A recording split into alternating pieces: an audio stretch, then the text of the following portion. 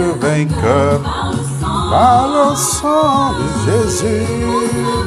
Je suis fort, fort, oui, plus que vainqueur par le sang de Jésus, mon sauveur.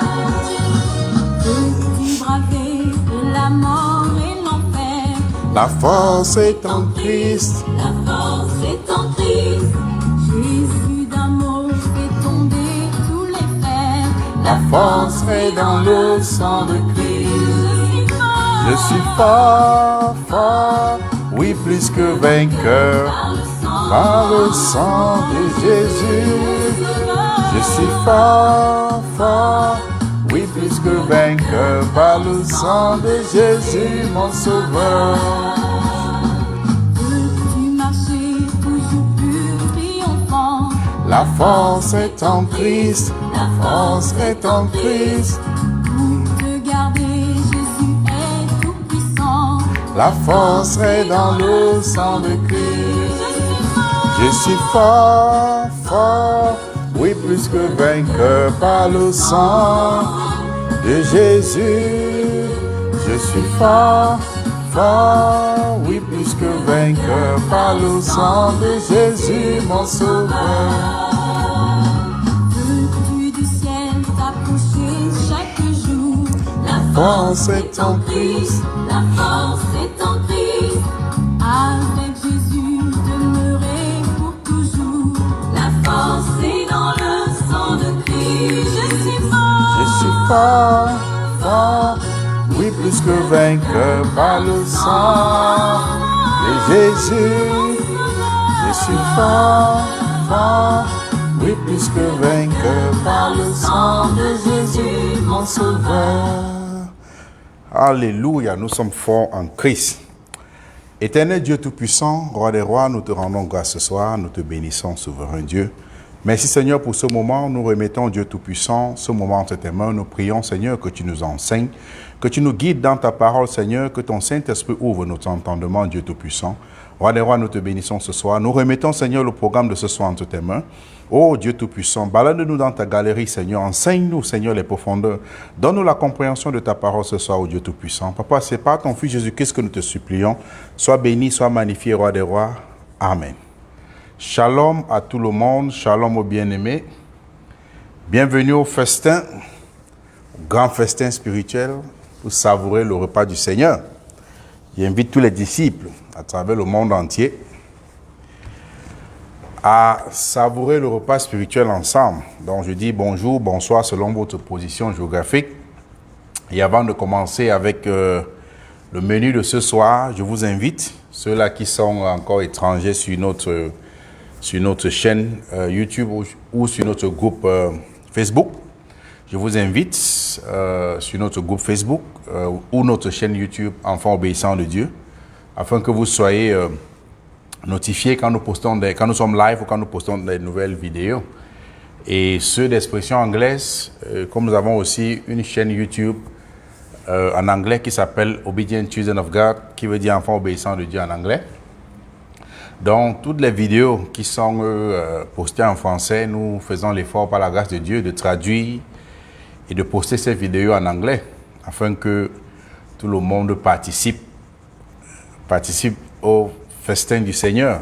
Et pour ceux-là, mes amis là qui ont la démangeaison d'entendre des choses agréables et non la sainte doctrine du Seigneur, désolé pour vous, je vais toujours me répéter parce que nous partageons le repas spirituel du Seigneur. Nous partageons la sainte doctrine du Seigneur, le message que les premiers apôtres ont partagé, le message qui nous aide à préparer nos âmes avant de quitter ce monde ou avant que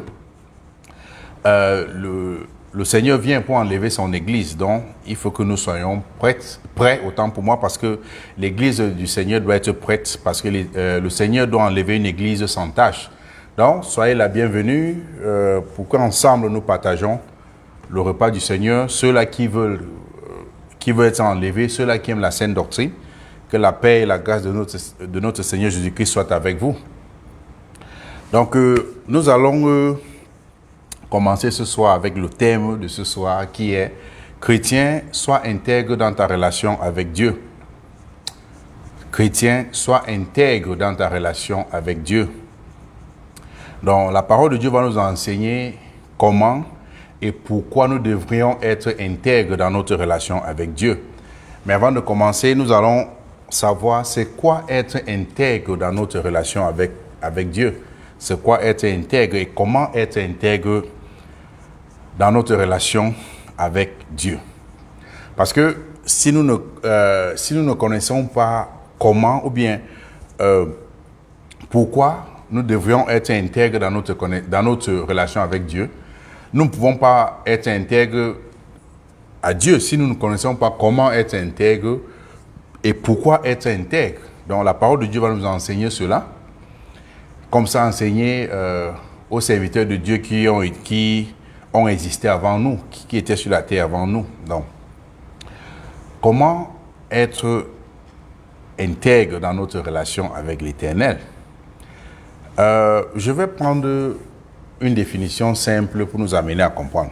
Être intègre dans notre relation avec Dieu, c'est conserver notre statut de serviteur en obéissant à la parole de Dieu dans la sincérité et la fidélité en toutes circonstances. C'est ça, être intègre.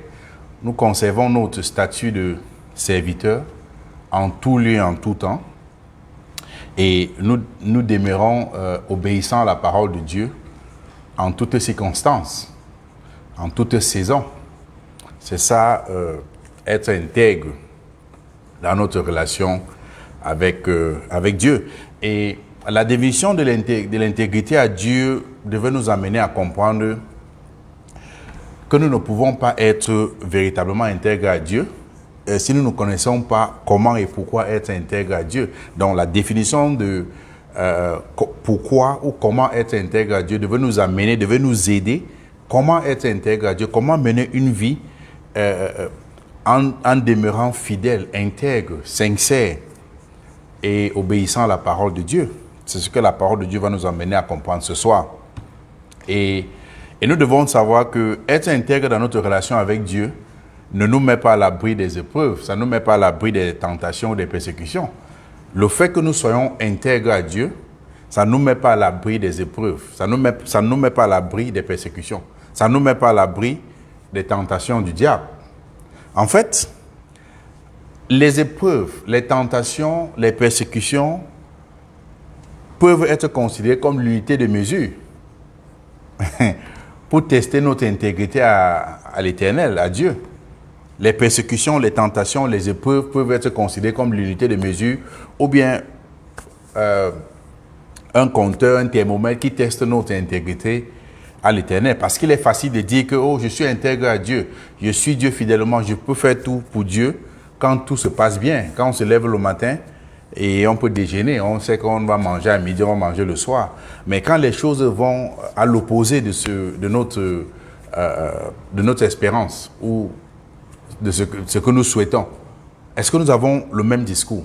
Est-ce que nous sommes toujours intègres à l'Éternel? Parce que l'intégrité ne doit pas se mesurer uniquement quand tout se passe bien. Être intègre à l'Éternel ne se mesure pas quand nous sommes dans l'abondance. Ça ne se mesure pas quand nous sommes peut-être en une seule saison.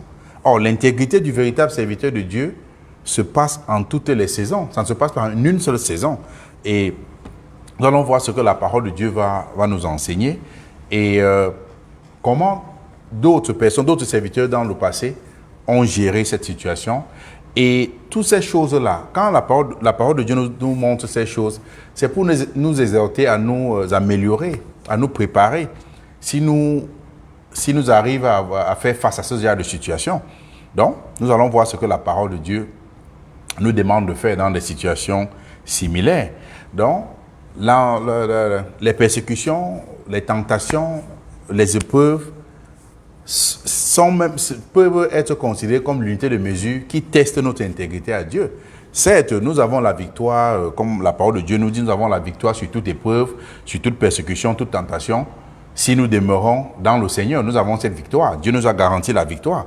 Mais la parole de Dieu aussi va nous donner un récit pour nous exhorter à demeurer intègre dans la parole de Dieu, à demeurer intègre dans notre relation avec Dieu, à demeurer intègre dans notre marche chrétienne avec le Seigneur.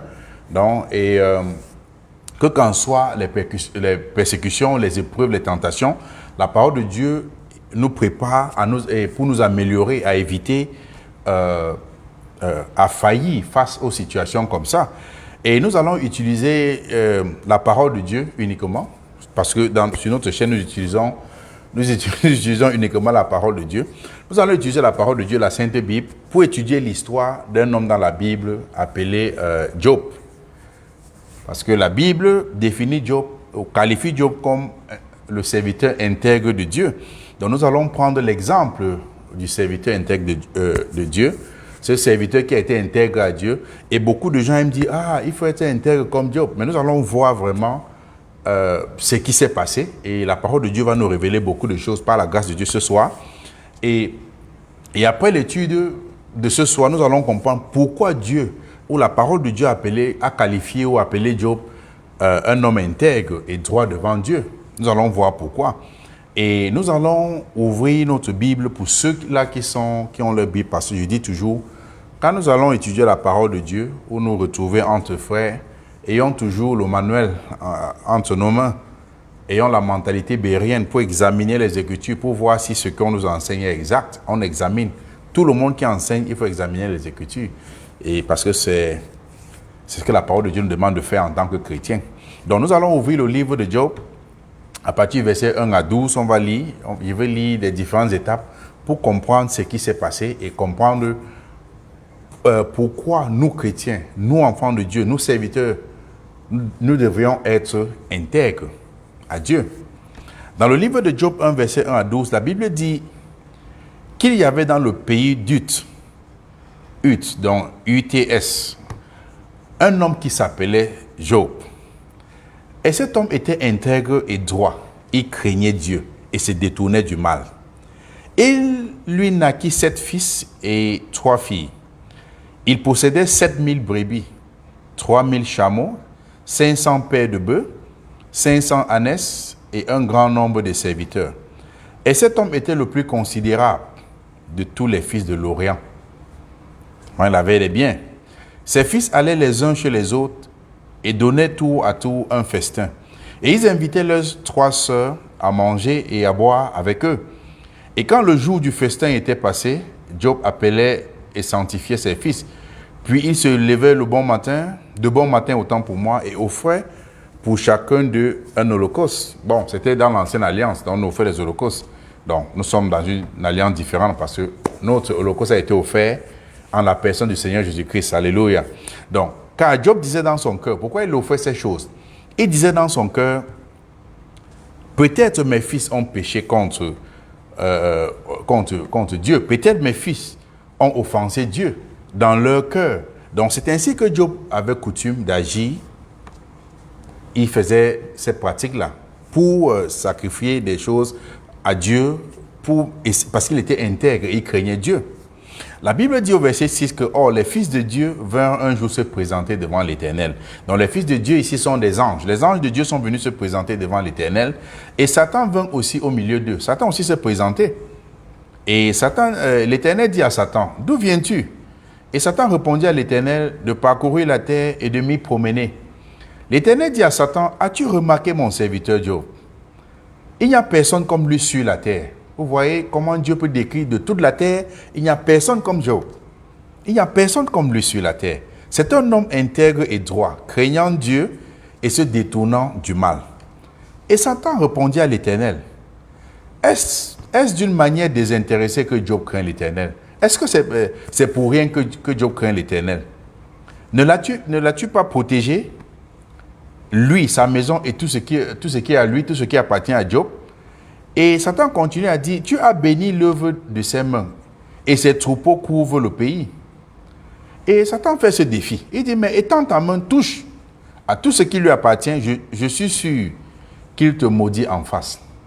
L'Éternel dit à Satan, voici tout ce qui lui appartient, je te le livre. Seulement ne porte pas la main sur lui. Et Satan se retira de la face de l'Éternel. Donc la Bible nous enseigne que Job était un homme riche, intègre, droit, et il craignait Dieu. Et nous voyons comment l'Éternel a démontré sa fierté en disant, as-tu vu mon serviteur Job?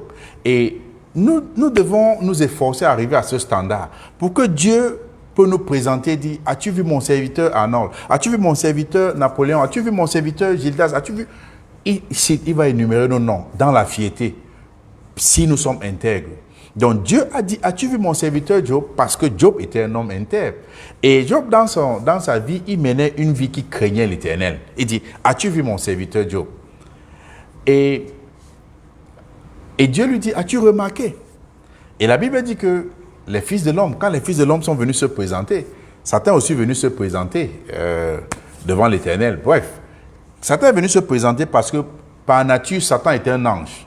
Satan était un ange que Dieu a créé, mais un ange déchu parce que l'iniquité avait été trouvée dans son cœur.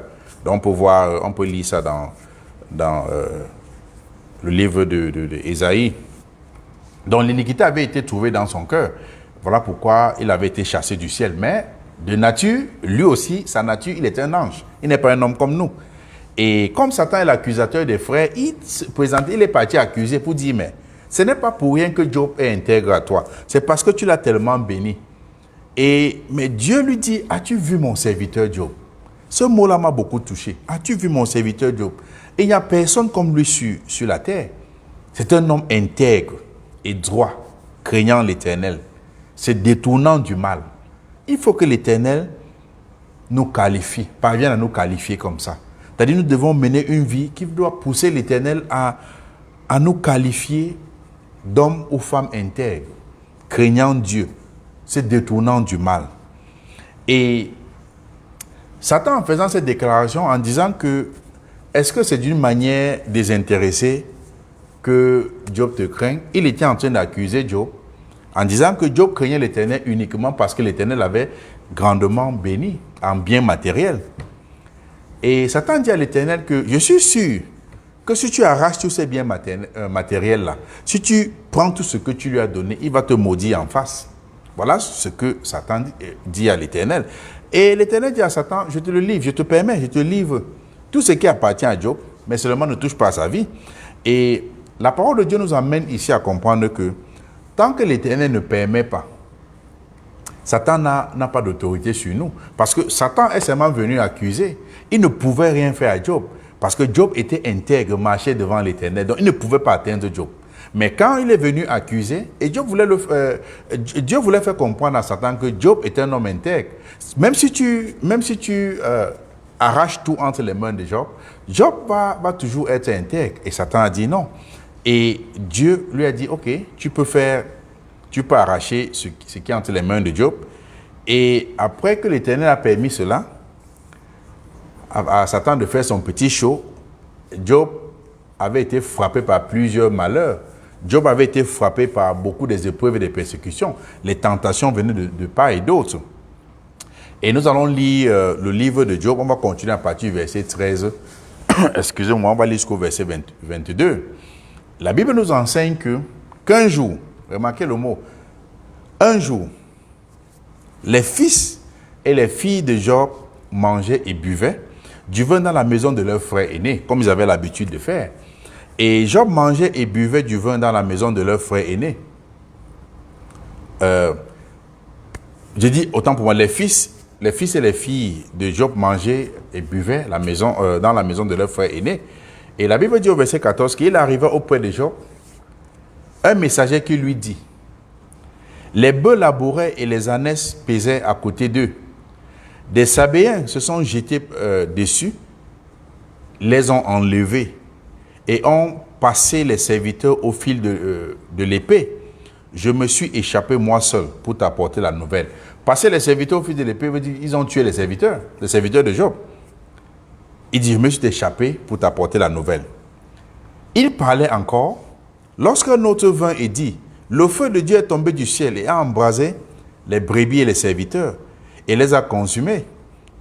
Je me suis échappé, moi seul, pour t'en apporter la nouvelle. Il parlait encore lorsque un autre vint et dit, les Chaldéens formés en 3 bandes se sont jetés sur les chameaux et les ont enlevés et ont passé les serviteurs au fil de l'épée. Je me suis échappé moi seul pour t'en apporter la nouvelle. Il parlait encore. Lorsqu'un autre vint et dit, tes fils et tes filles mangeaient et buvaient du vin dans la maison de leur frère aîné. Et voici, un grand vent est venu de l'autre côté du désert et a frappé contre les 4 coins de la maison. Elle s'est écoulée sur les jeunes gens. Ils sont morts. Et je me suis échappé moi seul pour t'en apporter la nouvelle. En un seul jour, ce genre de malheur, de persécution ou d'épreuve, c'est à couper le souffle. En un seul jour, quelqu'un qui était largement riche, avec des brebis, avec des chameaux, avec ses 10 enfants, 7 fils et 3 filles, il perd tout en un seul jour. Maintenant, la parole de Dieu nous enseigne au verset 20. Qu'est-ce que Job a fait? Certes, chacun va se lamenter. Qu'est-ce que Job a fait? Est-ce que Job s'est détourné de son Dieu? Regardons ce que la parole de Dieu dit. C'est pourquoi la parole de Dieu nous apprend à être intègre. Au verset 20, la Bible dit au verset 20, alors Job se leva, déchira son manteau et se rasa la tête, puis se jetant par terre, et se prosternant maintenant à la statue, prosterner, c'était la statue la statue d'adoration de l'élever l'Éternel, et se prosterna et dit, je suis sorti nu du sein de ma mère, et nu je retournerai dans le sein de la terre. L'Éternel a donné, l'Éternel a ôté, que le nom de l'Éternel soit béni. Alléluia. La Bible dit au verset 22, en tout cela, Job ne pécha point et n'attribua rien d'injuste à Dieu. À ce niveau, beaucoup de personnes parmi nous aujourd'hui devaient maudire Dieu ou blasphémer le nom de l'Éternel, comme Satan le souhaitait, comme Satan l'a préconisé. Il voulait que Job blasphème ou que Job doit maudire Dieu en face. En un seul jour, Job a perdu toutes ces choses-là. Mais la Bible dit, s'est prosterné.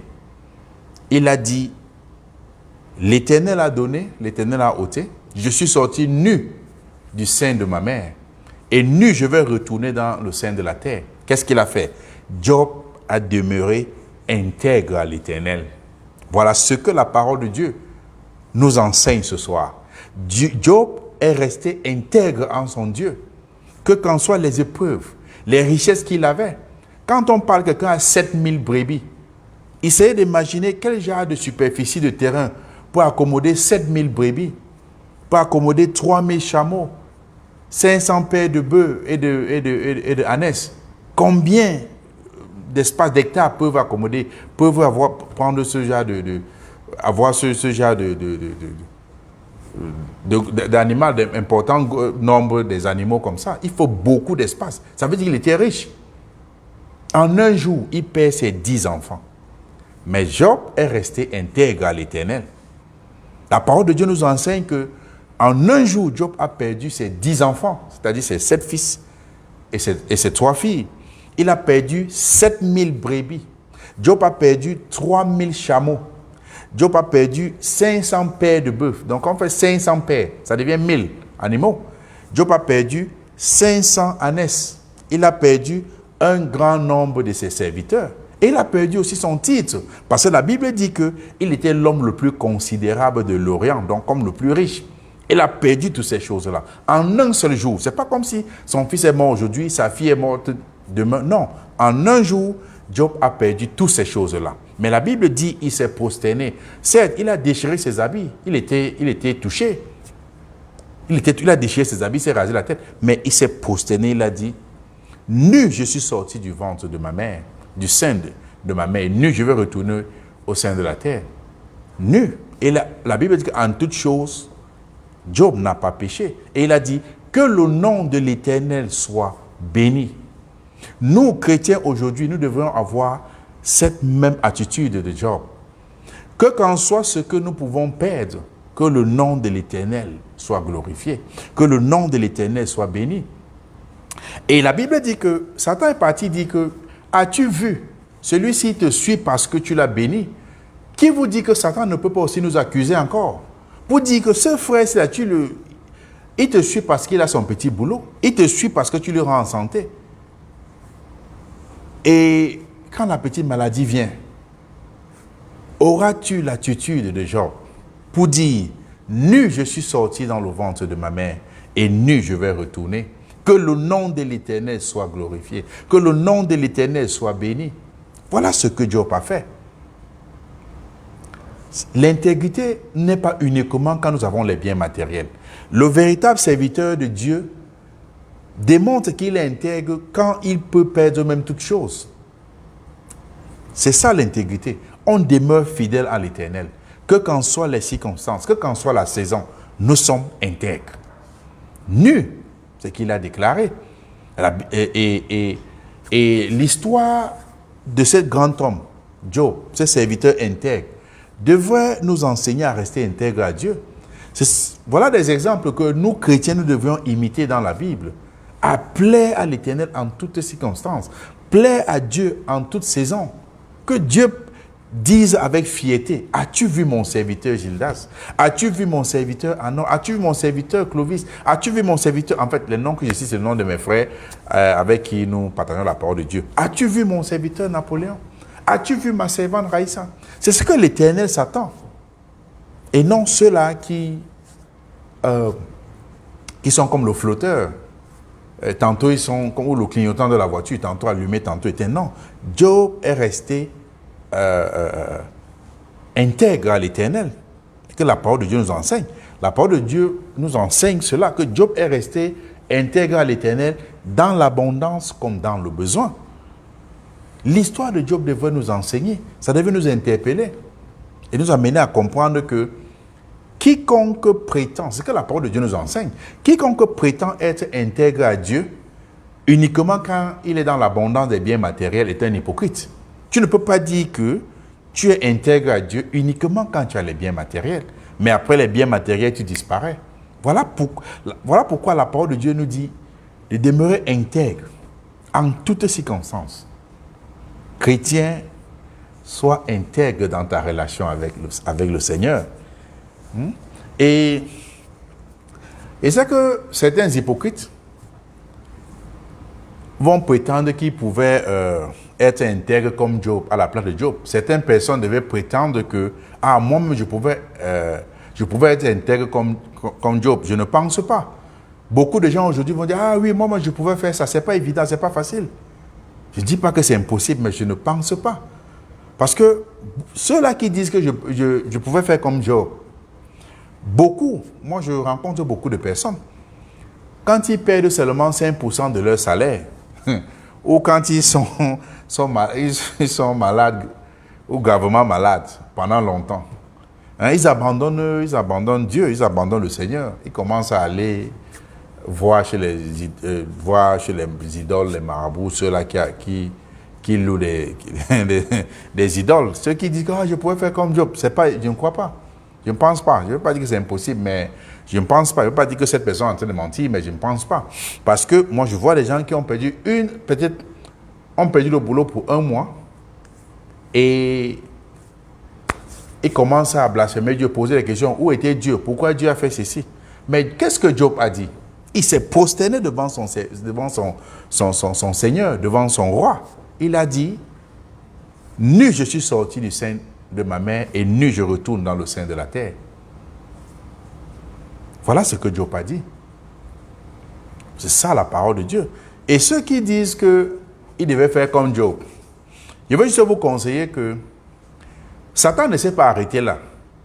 En fait, ce que Satan a tué, les 10 fils, donc les persécutions qui ont frappé Job, parce que Dieu a laissé pour prouver à Satan que Job était un homme intègre.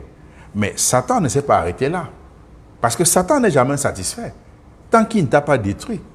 Oh, mais Dieu voulait vous faire comprendre que Job est un homme intègre à lui. Et la parole de Dieu m'a fait comprendre dans ce message que tant que nous sommes intègres à Dieu, Dieu demeure intègre envers nous. Tant que quiconque est intègre à Dieu, l'intégrité de Dieu demeure dans sa vie. Et vous allez voir ce que la parole de Dieu va nous enseigner encore une fois de plus ce soir. Et comme je disais, Satan ne s'est pas arrêté uniquement au niveau de tuer ses fils et ses filles, ses animaux. Non, Satan est allé au-delà. La Bible nous enseigne dans le livre de Job 2, à partir du verset 1 à 13. La Bible dit que les fils de Dieu vinrent un jour se présenter à l'Éternel. Donc les anges sont venus un autre jour se présenter devant l'Éternel. Et Satan vint aussi au milieu d'eux se présenter devant l'Éternel. L'Éternel dit à Satan, d'où viens-tu?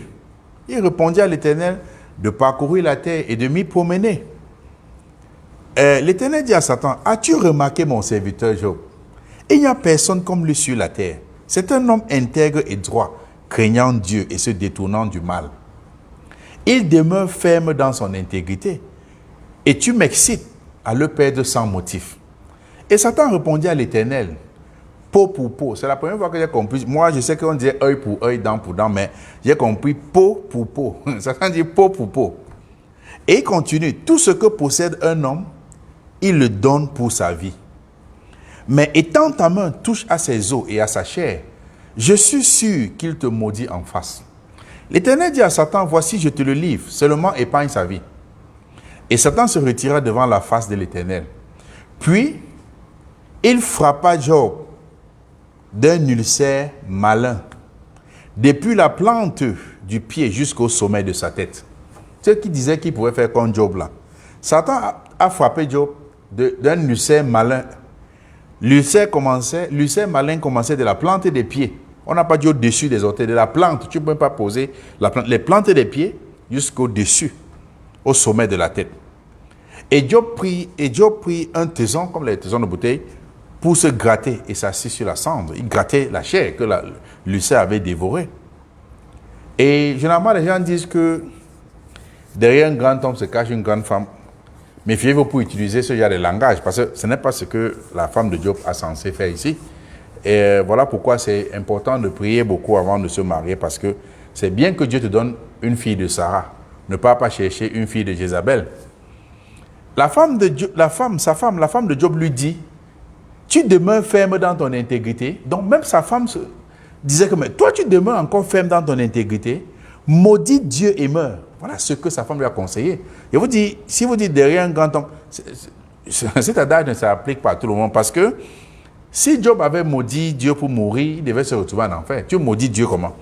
Sa femme lui dit, mais tu demeures ferme dans ton intégrité parce qu'elle avait vu la souffrance de l'homme. Ça ne se justifie pas de dire de maudire Dieu, mais elle veut dire, elle, en tant qu'humain, elle a vu la souffrance de Job. Elle dit, maudit Dieu et meurt. Mais Job lui répondit, tu parles comme une femme insensée, évidemment. Et Job dit, tu parles comme une femme insensée. Quoi? Nous recevons de Dieu le bien et nous ne recevons pas aussi le mal. La Bible dit, en tout cela, Job ne pécha point par ses lèvres. Et la Bible continue au verset 1 en disant que les trois amis de Job, Eliphaz de Théman, Bildad de Shoas et Tophar de Nahama. Donc les trois amis de Job ont appris le malheur qui lui était arrivé. Donc ils se sont concertés et ils partirent chez Job pour lui rendre visite, pour aller le plaindre et le consoler. La Bible dit au verset 12 que, ayant de loin porté les regards sur lui, sur Job, ils ne l'ont pas reconnu, ils ne le reconnurent pas. Et ils élevaient la voix en pleurant. Ils déchiraient leur manteau. Donc tellement, Job était frappé que celui qui le voyait même se lamentait même plus que Job. Ils déchiraient leurs vêtements, leur manteau, et ils jetaient la poussière en l'air au-dessus de leur tête. Donc ils étaient en colère, ils étaient fâchés, parce qu'ils voyaient la situation de Job. Et ils s'étaient assis à terre auprès de lui. Donc ils sont assis à terre auprès de Job pendant 7 jours et 7 nuits, sans adresser la parole à Job, parce qu'ils voyaient comment Job était dans la douleur. Job souffrait énormément. Mais la parole de Dieu nous enseigne que dans toutes ces différentes étapes de la vie de Job, c'est-à-dire du moment où il était riche, le moment où on a tué ses enfants et ses animaux, le moment où on s'est attaqué même à sa propre santé, la Bible déclare que Job est resté intègre à l'Éternel. C'est le message que Dieu m'a mis à cœur de partager avec son peuple ce soir. Job est resté intègre à l'Éternel. Après toutes ces choses-là. Et Job était il était intègre. Et Dieu, c'est Dieu lui-même qui dit, as-tu vu mon serviteur Job? Et Job est demeuré intègre quand il était dans l'abondance, quand il était dans la douleur, dans le manquement, dans le besoin, dans les persécutions, dans la tentation, dans les épreuves. Job est resté intègre à Dieu. C'est ce que Dieu attend de nous. Et après avoir étudié l'histoire de Job, nous devons mieux comprendre pourquoi l'Éternel a dit à Job, a déclaré que Job était un homme intègre. Pourquoi la parole de Dieu déclare que Job était un homme intègre? Job a demeuré intègre à l'Éternel. Il ne sait pas, il n'a ni maudit l'Éternel, il n'a point péché pendant tout le temps que cela a pris. Job demeurait intègre à l'Éternel. Et parmi nous aujourd'hui, voilà ce que Job a traversé. Mais nous aujourd'hui, on a un petit abcès, on commence déjà à blasphémer. Non, chrétiens, demeurons intègres à l'Éternel. C'est ce que la parole de Dieu nous enseigne. Job était vraiment un homme intègre, comme la Bible le qualifie. Et l'histoire de Job, comme je dis, devait nous enseigner énormément. L'histoire de Job devait nous enseigner, nous servir d'exemple. L'histoire de Job devait nous servir d'exemple. Comment et pourquoi nous devrions rester intègres à Dieu en toutes choses, dans notre relation. Que nous soyons dans l'abondance ou dans le manquement, restons intègres. Que nous soyons en santé ou dans la maladie, restons intègres. Que nous soyons dans la paix ou traversons des épreuves, des tentations, des persécutions, restons intègres à Dieu, ce que la parole de Dieu nous enseigne. Parce que le véritable chrétien, le véritable serviteur de Dieu, n'est pas celui ou celle qui est intègre quand tout se passe bien. C'est facile de dire que oh oui, je suis intègre à Dieu quand tu dors dans la clim. C'est facile. Mais le véritable serviteur de Dieu, c'est celui-là qui est intègre en toutes saisons, dans l'abondance comme dans le manquement. Nous devrions demeurer intègres à l'Éternel. Parce que on ne peut pas juger un homme intègre uniquement quand tout se passe bien. Dans les persécutions, dans les épreuves, demeurons intègres. C'est pourquoi la Bible dit dans le livre de Jacques 1, versets 2 à 4 que « Mes frères, regardez comme un sujet de joie complète les diverses épreuves auxquelles vous pouvez être exposés. Regardez comme un sujet de joie complète. Ne vous lamentez pas. Ne vous tortillez pas. Regardez cela comme un sujet de joie complète. Pas juste un sujet de joie. Un sujet autant pour moi de joie complète. Les diverses, pas une seule épreuve, les diverses épreuves auxquelles vous pouvez être exposés. Sachant que quoi? Que l'épreuve de votre foi produit la patience. L'épreuve de votre foi produit la patience. Mais il faut que la patience accomplisse parfaitement son œuvre, afin que vous soyez parfaits et accomplis sans faillir en rien. Job a été un homme intègre. Et nous devons aussi être intègres en imitant ce que Job a été. Maintenant, comment nous devons être intègres? Parce que être intègre à Dieu en toute saison, comme Job l'a été, c'est ça la vraie définition. Comment et pourquoi? Parce que Job a été intègre en toute saison, dans l'abondance, avant la maladie, quand il a perdu tout le monde et quand lui-même était malade. Job est resté intègre à Dieu. Il n'a pas changé. Il a commencé à servir son Dieu. Certes, il était dans les douleurs, ça faisait mal, mais il ne s'est pas détourné de la voie de l'Éternel. Il est resté intègre dans la parole à servir son Dieu, son Maître, son Seigneur. Et donc nous devons être intègres en toute saison. Car quiconque n'est pas intègre en toute saison n'est pas un véritable serviteur de Dieu. Et Job nous a montré le standard, comment être intègre en toute saison. Et le Seigneur Jésus-Christ, dans la Nouvelle Alliance, le Seigneur Jésus-Christ est l'exemple parfait qui nous enseigne comment être intègre à Dieu en toutes circonstances. Le Seigneur Jésus-Christ, il nous enseigne. Et parfois, ça peut ne pas être une attaque qui affecte notre vie physique. Ça peut être des tentations du diable. Mais nous devons demeurer intègres. Dans le livre de Matthieu 4, partie verset 1 à 11, la Bible nous enseigne que le Seigneur Jésus-Christ, quand il fut amené dans le désert pour être tenté par le diable, donc Christ a été amené dans le désert pour être tenté par le diable, Et le Seigneur Jésus-Christ, ceci s'est passé après que le Seigneur Jésus-Christ avait jeûné pendant 40 jours et 40 nuits. Et le diable est venu le tenter. Le diable vient toujours quand il sait que tu es dans le besoin pour te proposer des choses. Mais on va voir comment Christ a géré la situation. Parce que certaines personnes peuvent dire que oui, Job c'était l'ancienne alliance. Je prends le Seigneur Jésus-Christ qui est notre modèle. Nous sommes chrétiens aujourd'hui à cause du Seigneur Jésus-Christ. Donc, Christ, notre Seigneur, il a jeûné pendant 40 jours et 40 nuits. Mais quand le diable se présentait pour le séduire, mais Christ ne s'est pas laissé séduire. Parce que le diable venait le tenter. Christ ne s'est pas laissé séduire. Mais qu'est-ce qu'il a fait? Il est plutôt resté intègre dans sa relation avec Dieu son Père. Il est resté intègre. Il n'est pas allé de gauche comme de droite. Et c'est ça que certaines personnes peuvent se dire que, mais si le Seigneur Jésus-Christ est vraiment divin, pourquoi il a eu faim et pourquoi le diable a pu le tenter? Bref, pour être court, nous devons savoir que le Seigneur Jésus-Christ était sur la terre 100% Dieu et 100% homme. Donc, il est venu pour expérimenter notre chair, pour tester notre chair et pour nous faire comprendre qu'à tel niveau, il y a des faiblesses et à tel niveau, il n'y a pas de faiblesse. Donc, Christ était 100% Dieu, 100% homme sur la terre. Et le Seigneur Jésus-Christ, à travers sa tentation, nous enseigne que quiconque vient et demeure en lui, c'est-à-dire Christ, quiconque vient à Christ et demeure en Christ, a le pouvoir de surmonter toutes les tentations du diable, comme Christ lui-même a surmonté. Et le Seigneur Jésus-Christ aussi nous enseignait que pour surmonter les tentations du diable, il faut demeurer unique. C'est uniquement en Christ que nous avons ce pouvoir, que nous avons cette victoire. Donc, il nous enseigne que quiconque veut surmonter, quiconque cherche à surmonter les tentations du diable, il doit demeurer en Christ fidèlement et sincèrement. C'est comme ce que le Seigneur nous enseignait. Le Seigneur nous enseignait aussi que, bien que nous ayons les faiblesses de la chair, parce qu'on dit la chair est faible, évidemment, mais en Christ, en lui, le Seigneur Jésus-Christ, nous avons la possibilité de surmonter les tentations du diable. En Christ, nous avons la possibilité de demeurer intègre à Dieu.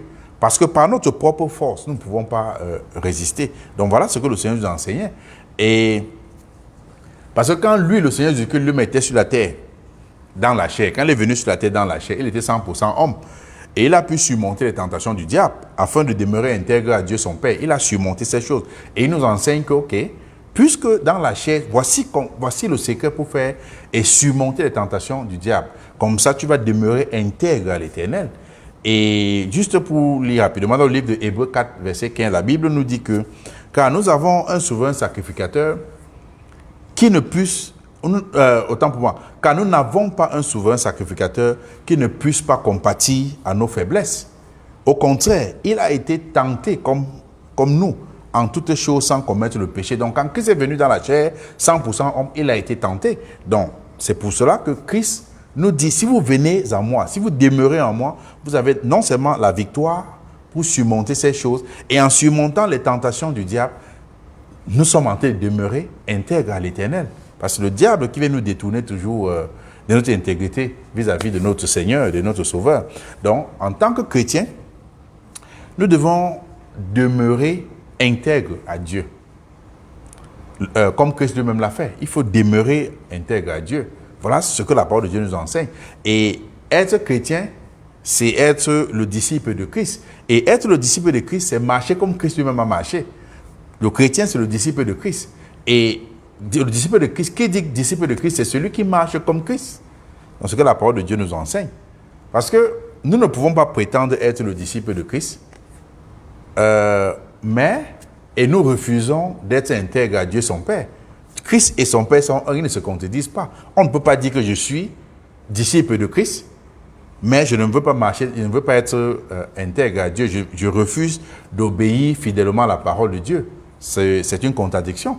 Donc, celui qui prétend être disciple de Christ doit être intègre à Dieu le Père, parce que ce n'est qu'à travers Christ que nous avons ces relations avec Dieu. Or, quiconque a le Fils a le Père. Donc, si tu n'es pas fidèle au Fils, tu n'es pas fidèle au Père. Donc, marchons dans l'intégrité et dans la fidélité et la sincérité dans notre relation avec Dieu le Père. Tout chrétien qui espère avoir la vie éternelle, qui souhaite avoir la vie éternelle, doit demeurer intègre dans sa relation avec Dieu. tout chrétien qui souhaite avoir la vie éternelle, parce que si tu te détournes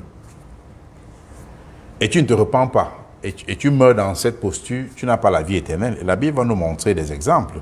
Donc, et la Bible va nous parler aussi de certains serviteurs de Dieu qui ont demeuré autant pour moi, qui ont demeuré dans l'intégrité totale jusqu'au point de perdre même leur vie. Ils ont décidé que je préfère mourir que de me détourner de l'éternel.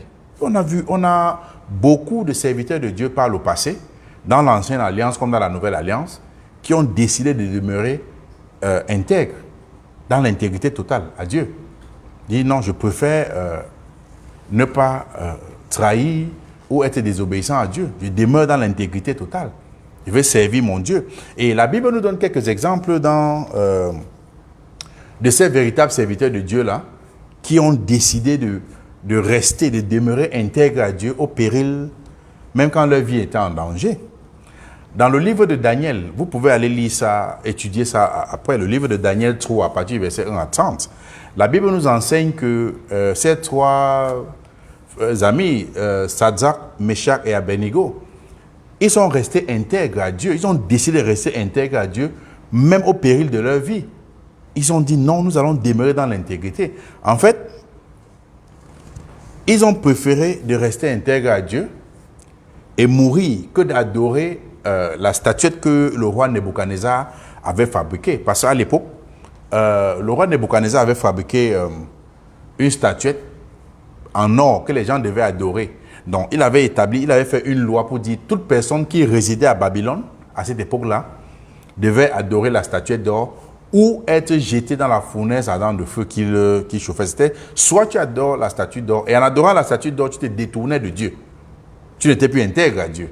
Et il fallait soit te détourner de Dieu pour adorer la statuette d'or, ou adorer la statuette d'or, te détourner de Dieu.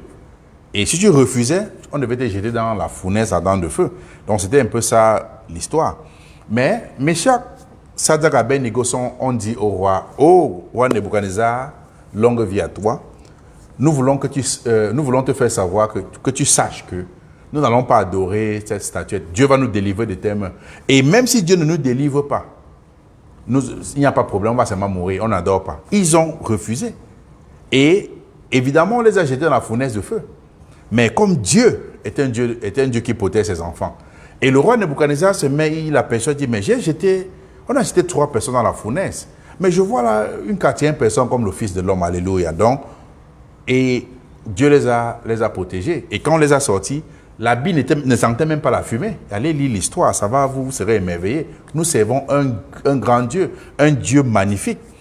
Et nous avons l'histoire dans le livre de Daniel 6, à partir du verset 1 à 28, la Bible donne l'histoire du prophète Daniel, qui avait préféré demeurer intègre à Dieu et être jeté dans la fosse au lion que d'abandonner, d'être intègre à Dieu, que d'abandonner son intégrité à Dieu, que de compromettre son intégrité à Dieu pour de quelques faveurs. Parce que, encore, ce roi, je ne sais pas, ils avaient sorti un décret pour dire que les gens ne devaient pas passer. Daniel priait 3 fois par jour.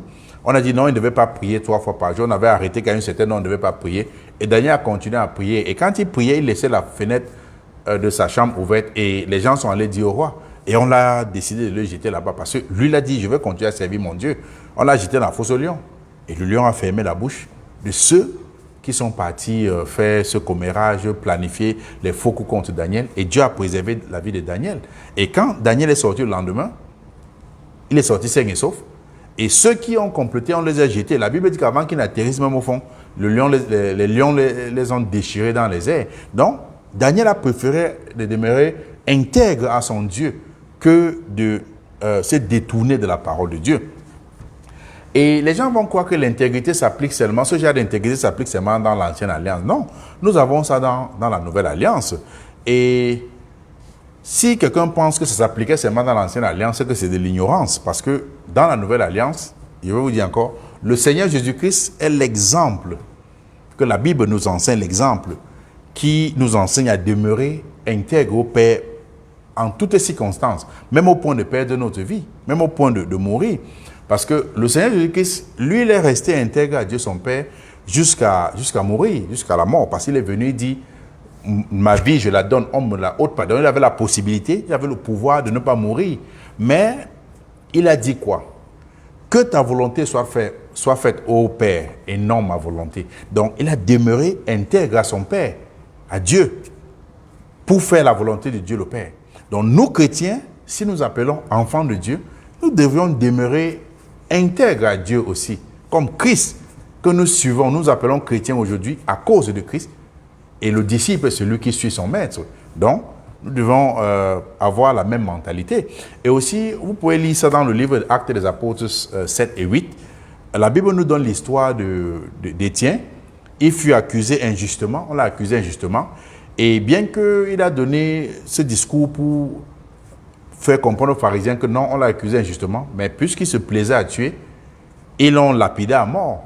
Et Étienne même a dit, je vois le ciel ouvert et je vois le Fils de l'homme assis à la droite de Dieu le Père.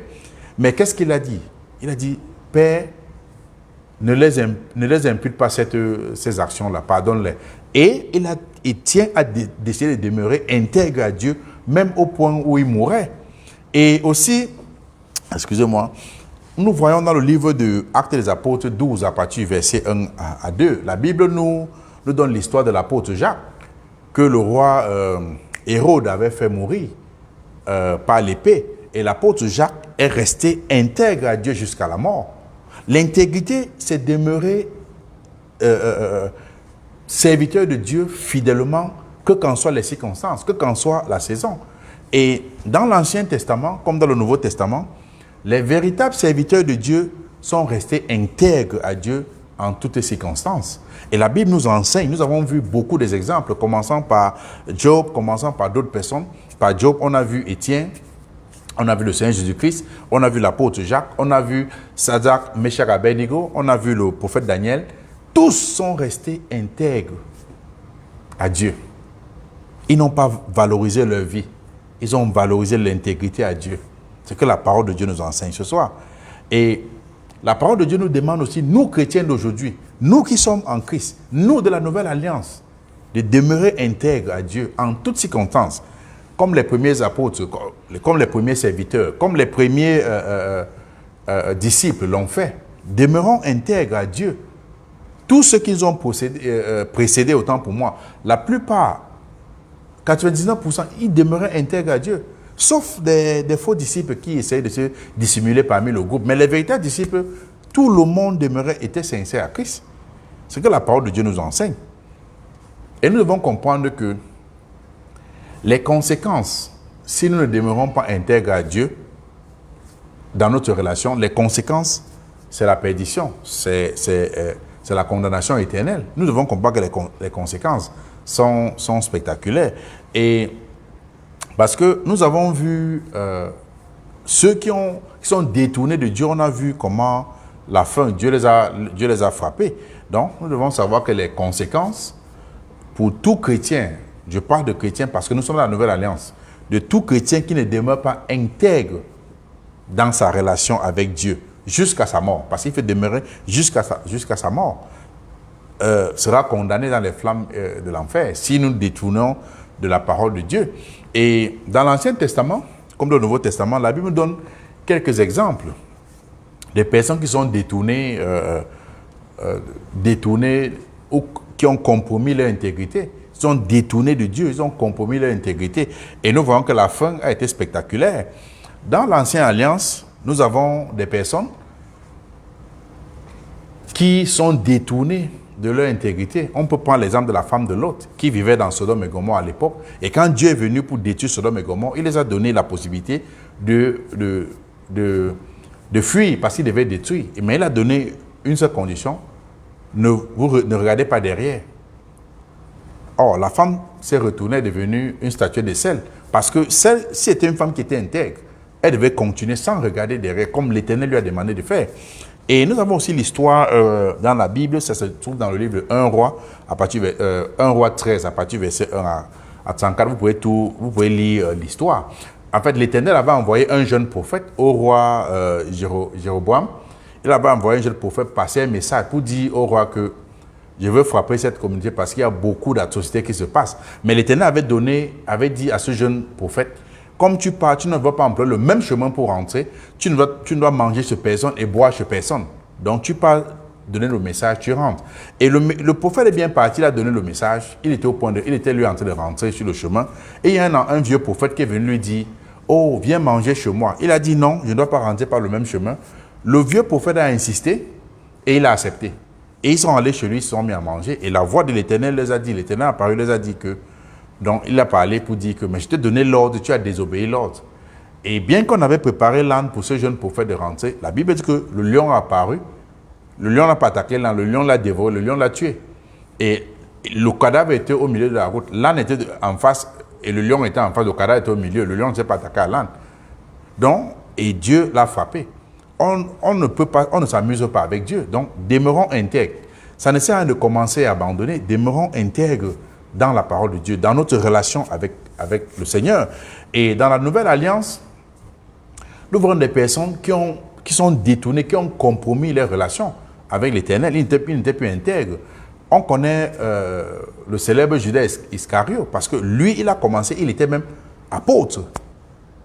Judas a commencé, il était disciple, il était parmi les 12 apôtres, il était aussi appelé. Mais à un niveau, il n'était plus intègre dans sa relation avec Dieu. Il s'est détourné de son engagement, il s'est détourné du sacerdoce que Dieu lui avait donné. Qu'est-ce qui s'est passé? On connaît sa fin, il s'est pendu et il est mort. Et on connaît aussi l'histoire des chrétiens. Les gens vont dire, oh, ça se passe seulement chez des prophètes. Non, on connaît l'histoire d'Ananias et Saphira, sa femme, dans la Bible. Quand ils ont vendu une parcelle de terrain, ils ont menti à l'apôtre Pierre. L'apôtre Pierre a menti contre le Saint-Esprit. Le mari est tombé, il est mort. Sa femme est venue, ne sachant pas ce qui s'est passé. Elle aussi, elle est tombée, elle est morte. Pourquoi? Parce qu'ils sont détournés. Ils ont compromis leur intégrité avec Dieu.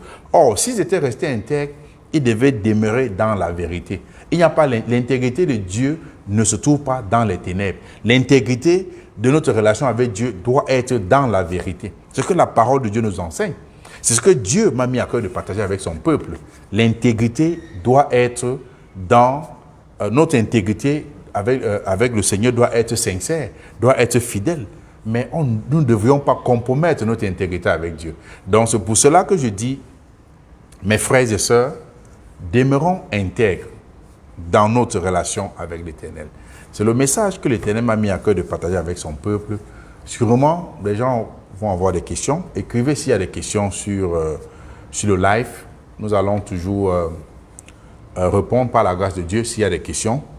Et si les gens, Dieu a mis à cœur de suggérer, nous sommes la bienvenue parce que nous tous, nous formons l'Église de Christ. Et c'est Christ seul qui est le chef. Donc, et je vais dire aussi à d'autres qui m'écoutent, s'il y a quelqu'un ce soir qui écoute ce message, on ne peut pas être intègre à Dieu si nous ne sommes pas d'abord repentis. Ça commence par la repentance.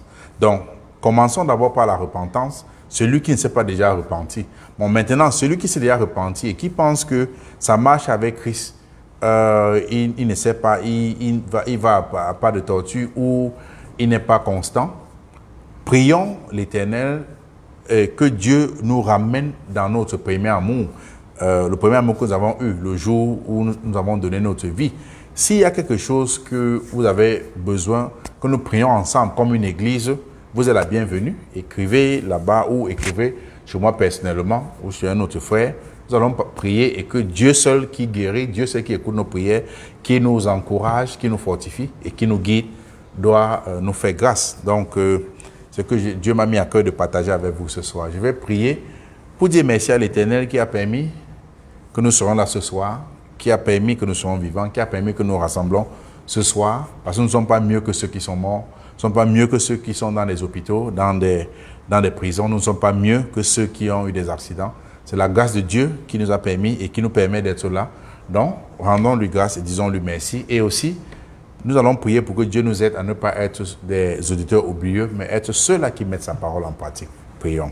Père éternel, Père de toute bonté, Père de Dieu de gloire, Dieu d'amour, nous te rendons grâce ce soir, nous te disons merci pour ton amour et ta grâce.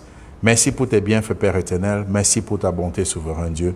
Nous te disons merci pour ton message ce soir, Seigneur. Merci pour ton enseignement, Dieu Tout-Puissant. Aide-nous, Seigneur, à demeurer intègre, Seigneur, dans notre relation avec toi, Père. Aide-nous, Seigneur, à nous dissocier, Seigneur, de tout fardeau, de toute distraction, Père éternel. Aide-nous, Seigneur, même au point d'opérer de notre vie, au point de perdre notre vie. Aide-nous à demeurer intègres dans notre relation avec toi.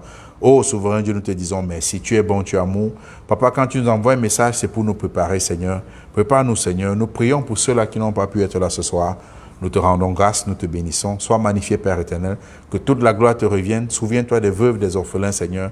Des démunis, Seigneur, des prisonniers, des malades dans des hôpitaux. Sois magnifié, Dieu d'amour, Dieu de bonté. C'est dans le nom précieux de ton Fils Jésus-Christ que nous te supplions, Père éternel. Amen. Shalom à tout le monde. Retrouvons-nous samedi par la grâce de Dieu, si prête à Dieu.